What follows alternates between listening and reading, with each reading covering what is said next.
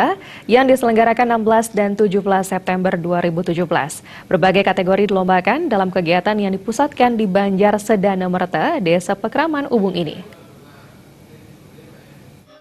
Sebagai upaya melestarikan budaya leluhur, khususnya tembang-tembang suci agama Hindu, Kecamatan Denpasar Utara secara rutin menggelar Utsawa Dharma Gita, di mana kali ini Utsawa Dharma Gita diadakan di Banjar Sedana Merta, Desa Pekraman Ubung. Kegiatan yang diikuti oleh ratusan peserta dari 10 desa Pekraman ini dibuka langsung oleh Camat Denpasar Utara Nyoman Lodre. Ketua Widya Sabha Kecamatan Denpasar Utara Wayan Karti mengatakan, dalam Utsawa Dharma Gita kali ini ada 10 cabang yang dilombakan, serta terdiri dari beberapa lomba yakni Macepat, Megidong, melantunkan sloka, kekawin, paluwakil, serta Dharma Wacana. Selain pelestarian seni budaya, Utsawa ini diharapkan bisa membentuk karakter dan budi pekerti para peserta yang sebagian besar merupakan generasi muda karena materi dalam Utsawa diambil dari intisari kitab-kitab suci agama Hindu. Yang kita inginkan adalah pembentukan daripada budi pekerti dan karakter anak itu sendiri, karena semua materi yang kita lombakan saat itu adalah diambil dari intisari kitab-kitab suci agama Hindu yang sampai saat ini kita pakai sebagai dasar untuk pemilihan materi-materi yang kita lombakan sekarang ini.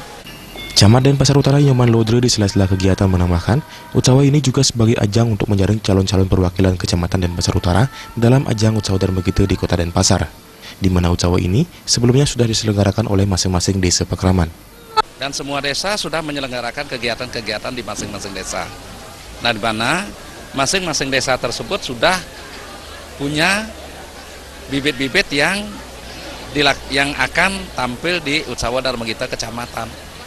Ya, jadi kecamatan melaksanakan pada hari ini tujuannya tidak lain adalah untuk mendapatkan bibit yang betul-betul bisa akan diunggulkan untuk di tingkat Kota Denpasar.